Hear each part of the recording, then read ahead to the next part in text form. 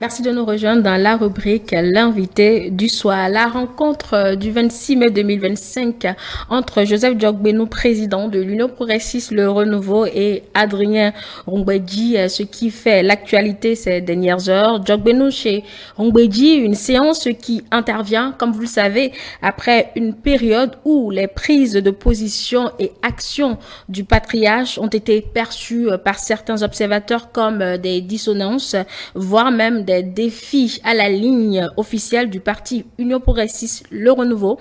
Ces divergences ont alimenté de nombreuses spéculations allant même à l'hypothèse d'un possible divorce politique. Alors, cette visite de Diogbenou chez Rungbeji est-elle un geste de rapprochement, une tentative de clarification ou même une manœuvre stratégique de l'Union progressiste Le Renouveau pour maîtriser les débats et consolider sa position? Ce sont entre autres questions à poser à mon invité ce soir. Et ce soir, je reçois Agapit Napoléon Maforican, notre consultant politique. Bonsoir à vous, Agapit Napoléon Maforican. Oui, bonsoir Angela, bonsoir à tous nos téléspectateurs. Alors, nous allons démarrer par une question basique, même si ce n'est pas vous qui avez prévu le timing. Je veux bien vous demander pourquoi maintenant cette démarche de l'Union progressiste, le Renouveau. Pour vous, serait-ce une initiative interne de gestion de la crise ou un moment stratégique choisi par l'UPR pour ne laisser aucune ouverture au patriarche?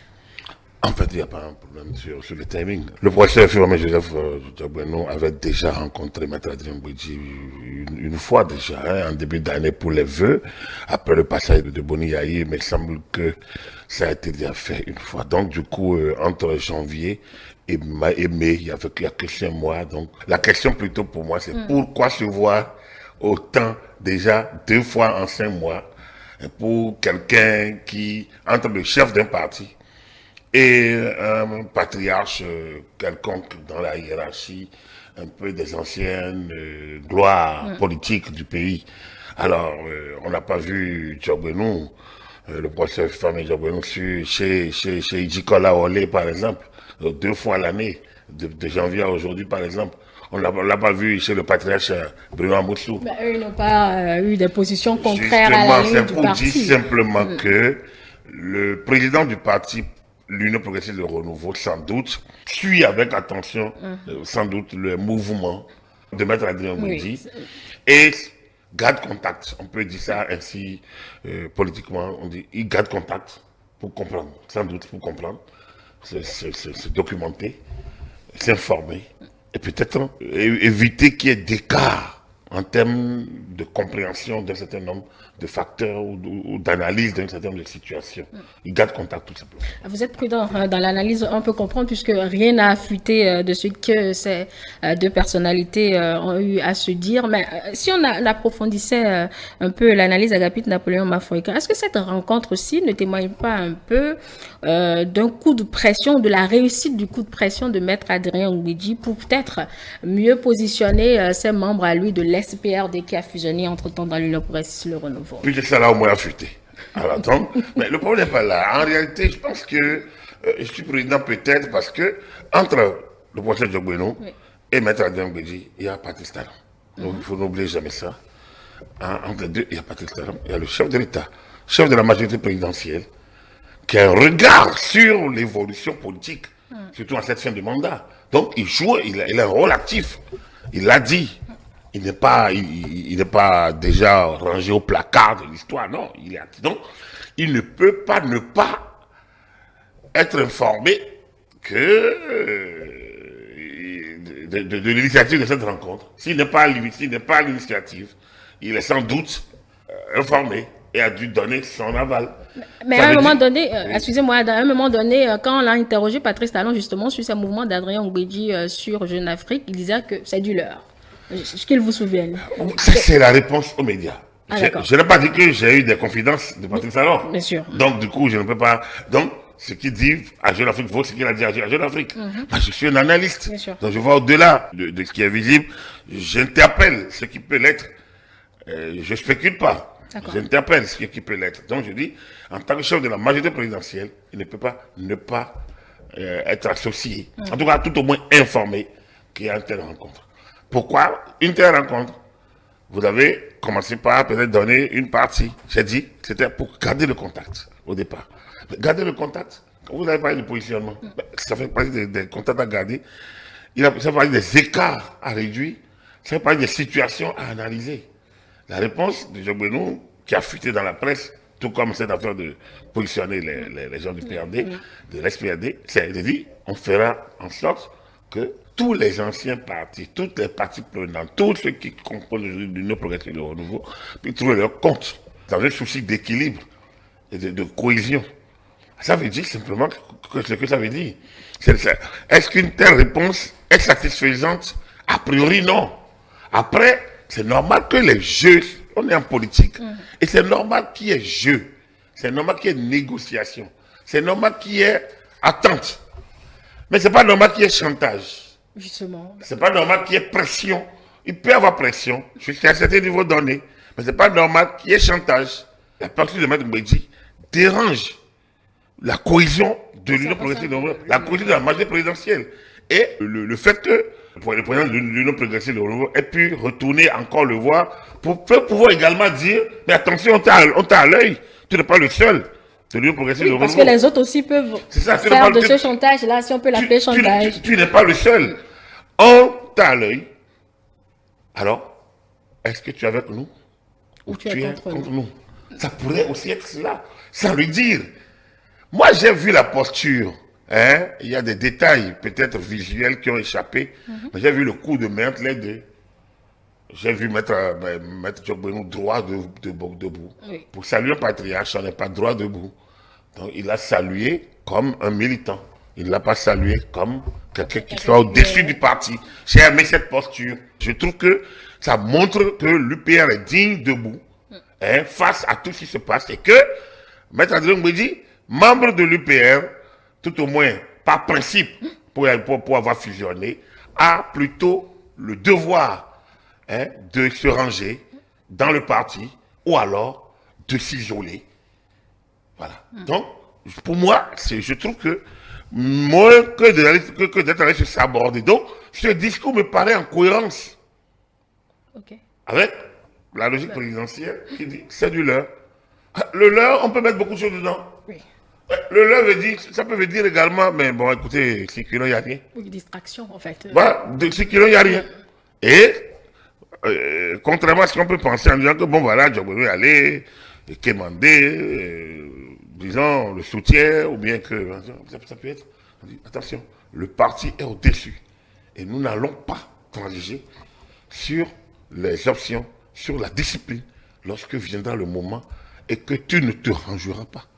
Donc, cette posture debout de professeur Florent Djogbenou m'a paru avec la ligne qui devrait être la ligne de respect au patriarche, mais de fermeté face au mouvement d'une personnalité qui était associée aux réformes, qui a contribué activement aux réformes, qui les a cautionnées d'ailleurs, qui a contribué activement, qui les a appuyées et qui tente de se dérober quand on doit consolider le dispositif. Alors, si on peut dire que Joseph Djogbenou essaie de mettre, remettre les pendules à l'heure, est-ce qu'on peut dire à Agapit Napoléon Maforican que Maître Adrien Mbedji va s'assagir, et j'utilise cette expression avec beaucoup de délicatesse, s'assagir en ce sens où c'est parti, bien évidemment, de beaucoup, peut-être de frustration qu'il a exprimé, de beaucoup de rencontres avec l'opposition. Va-t-il s'assagir? Je considère s'agir comme comprendre les nouveaux défis de la nouvelle donne politique. En réalité, c'est de ça qu'il s'agit. Parce que Maître Mbedji se préoccupe du positionnement des siens, de ce qu'on peut appeler des siens. C'est de bonne guerre. Vous savez, le propre des courants, c'est de vouloir consolider ses bases. Et au lieu de parler de son PRD auquel il tenait tant, qui n'a de cesse que de s'enfoncer dans l'oubli progressivement parce qu'il a disparu. Donc, au lieu de s'enfoncer, de s'accrocher, il aurait dû dire, nous sommes un courant dans l'Union progressive de renouveau. Lui, patriarche Adrien Mbedji, peut bien le dire. Lui, patriarche Ebrio Amoussou, peut bien le dire. Lui, patriarche Ijikol Olé, peut le dire. Parce que c'est des personnalités d'une certaine stature qui ne peuvent pas être des disons, des plaisantins, qui peuvent être vus comme des plaisantins, voulant animer des rébellions, normalement. Donc, animer un courant voudrait dire que on a besoin de faire entendre notre petite musique. Or, pour animer un courant, il faudrait déjà que l'édifice soit bien solide. Il faudrait que l'organisation soit cohérente. Il faut qu'elle soit solide. Or, actuellement, on ne peut pas encore dire qu'on a bâti solidement les partis. Ils se bâtissent, ils se mettent en place. Avec tout ce que ça a d'équilibre à réaliser, de conflits à gérer, de leadership à maîtriser, d'intérêt à capitaliser et à essayer de manager. Ce n'est pas si évident que ça. On a l'impression qu'on a fait les fusions, enfin, on a fondu, on a créé les fêtières politiques qui a très longtemps. Non, ce n'est qu'en 2018. Ça fait moins de 10 ans. Ce n'est que 5 élections. 2020, disons 2019, 2020, 2023. Ça fait 3 élections. Plus peut-être la présidentielle, ça fait 4 élections. Donc, ce n'est quand même que ça. On n'oublie pas qu'on n'a pas encore, aucun des partis n'a encore fait un réel congrès après le congrès constitutif. Un congrès, une assemblée générale, hein, pour pouvoir mettre en place les organes pérennes.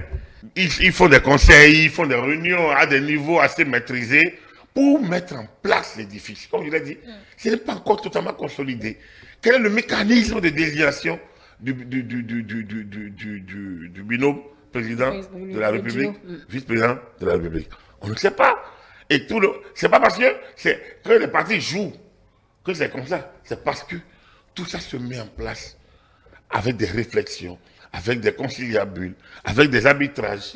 Et l'entrée du PRD, les velléités de Maître Mbedi depuis janvier, velléités derrière lesquelles il ne faut jamais cesser de voir Boni Yayi, qui quand même est le déclencheur de cette affaire-là, puisque c'est lui qui a rendu visite, Adrien, et ça a commencé. Il faut jamais voir. Il y a peut-être une frustration de départ. Mais il y a eu une illusion qu'on pourrait ressusciter un défunt, de défunt PRD. Donc, peut-être qu'on a pensé qu'on pourrait le ressusciter, qu'on pourrait le faire jouer un rôle.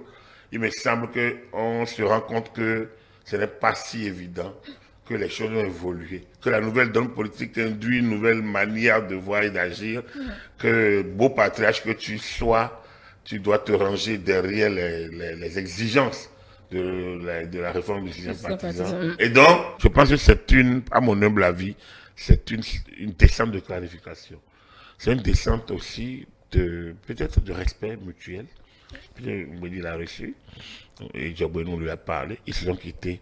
Ça ne doit plus être comme avant. Parce que si malgré ça, on écoute encore la petite musique un peu bruyante d'Adrien Mbedi, qu'il bouge et qu'il voit les signes, enfin, il est à la retraite. Donc c'est normal que pour un homme d'action, pour un homme qui est habitué à bouger, à rencontrer, à recevoir, c'est normal qu'il ait envie d'aller voir les gens. Donc il a rencontré ceci, cela, ça ne pose pas, à mon humble avis, un problème majeur. Peut-être que c'est maintenant qu'il essaye de se faire connaissance avec Boni Yayi de manière plus profonde, plus approfondie, puisque avant ils étaient sur le champ de la bataille politique. Maintenant, bon, ils sont presque à la retraite, enfin, ils y arriveront, sans doute, ils parviendront à le comprendre, peut-être finalement, mais ils sont presque là. Donc, peut-être qu'ils font connaissance. Ça, c'est de leur droit. Mais ils ne peuvent pas, lui, Adrien Mbedi, ne peut plus troubler le jeu, sans nuire aux siens, qui sont à l'UPR. Parce que si autant, le professeur Djogbenou dit, on peut, enfin, je n'ai pas écouté, mais c'est ce que les médias ont relayé, les réseaux sociaux, si autant, ils le rassurent, ils feront au mieux des intérêts des différents composants. Faire au mieux voudrait dire aussi que s'il y a quelqu'un qui fait, si on ne se met pas en ordre de bataille, vous allez exclure les vôtres. Ça peut être aussi. Bon. Ça peut avoir des faits dans un sens comme dans un autre. Supposons qu'il décide finalement de ressusciter ce fameux PLD. Moi, je vais bien vous demander, qu'a-t-il à offrir? Rien. Ce PLD est mort. D'abord, il était agonisant. Ne nous l'aurons pas. C'était un PLD agonisant qu'il a cédé et que Patrice Talon lui a acheté. Je vais acheter un griffe. Pas à coup de monnaie, mais acheté à bon renfort politique. C'est-à-dire, on lui a acheté son PRD en mettant l'arc-en-ciel qui chapeaute presque l'Iroko, le baobab. Le baobab, c'est ça, c'est bien oui, ça. Oui, bien sûr. Un chapeau de baobab. En changeant le nom de l'Union progressiste en Union progressiste le renouveau. Je pense quand même que c'est beaucoup acheté, c'est beaucoup donné pour ça, pour un parti agonisant. Même si on peut le dire, un parti trentenaire. Mais bon, la vallée n'attend pas toujours le nom des années. Et que dans le cas d'espèce, le PRD a eu ses années de gloire, mais au moment où il se fondait, il n'était qu'agonisant. Il ne valait plus rien. Il pourrait éventuellement nuire. Il ne peut plus rien faire de lui-même. Donc, on lui a acheté ça. Et c'est déjà bien ça. Ça lui a permis d'avoir quand même des siens qui sont au gouvernement, des siens qui sont au Parlement, des siens qui sont dans quelques structures ici et là. Et ils peuvent considérer leur position maintenant en qualité de militants de l'UPR. C'est de ça qu'il s'agit. Mais si après tout ça, on ressuscite un mort-né, il va refaire son cheminement. C'est exactement. Pas dans la révélation spirituelle et dogmatique et chrétienne. C'est une révélation dans l'imaginaire de la réincarnation. Il faut qu'il fasse encore son cheminement, qui ne peut pas être l'autre cheminement. Ce serait un nouveau cheminement.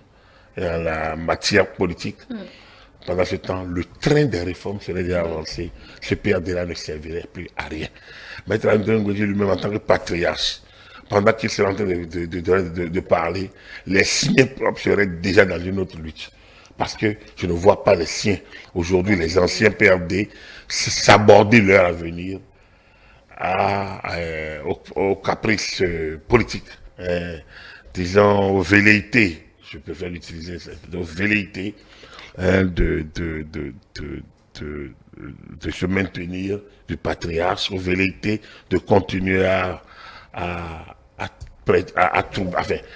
impacter, je cherche les mots pour ne pas, à impacter toujours la vie politique alors que les temps ont changé, l'histoire se change, les hommes changent, les idéologies avancent. Il faut évoluer avec. Voilà. Donc. Et le PRD est mort. Le PRD version Adrien Ngouedji, il est mort. Il est bien mort. Il est enterré sous le paillasson ou bien à l'hôtel de l'Union progressiste Le Renouveau. Je pense qu'il faudrait que Maître Adrien Ngouedji se convainque de ça. Et il faut que dans son subconscient, il se convainque de ça pour aider les siens qui sont à l'UPR de poursuivre l'histoire du PRD autrement. C'est comme ça que l'enfant poursuit les œuvres du père. L'enfant ne peut jamais être le père. Il poursuit son histoire dans une autre dimension. Il faudrait que le président, le maître Adrien Ngouedji se projette dans cette dimension-là et laisse l'histoire se dérouler. Sinon, comme je vais utiliser une expression que Nisova Soglo a utilisée une fois, parlant des syndicalistes, il faut qu'ils suivent le mouvement, ou bien seront laissés sur les quais de la gare. Il ne faudrait pas qu'on laisse le patriarche sur le quai de la gare, ce serait dommage. Il mérite mieux. Merci à vous, Agapit Napoléon Bafouékan. Là, ce sont ces premières analyses suite à cette rencontre du 26 mai 2025. Joseph Djogbenou qui est allé chez Adrien Ngouedji après les différentes sorties du patriarche. C'était l'invité de ce mardi. Nous vous remercions donc, Agapit Napoléon Bafouékan. Mesdames et messieurs, je vous retrouve dans quelques minutes à présent avec les invités pour le débat du soir. Et je vous rappelle que toutes nos productions restent disponibles sur nos plateformes numériques, notre chaîne YouTube ETélé Bénin et télécharger notre application ETélé Bénin pour suivre toutes nos productions en direct. ETélé avec vous, pour vous. À tout à l'heure.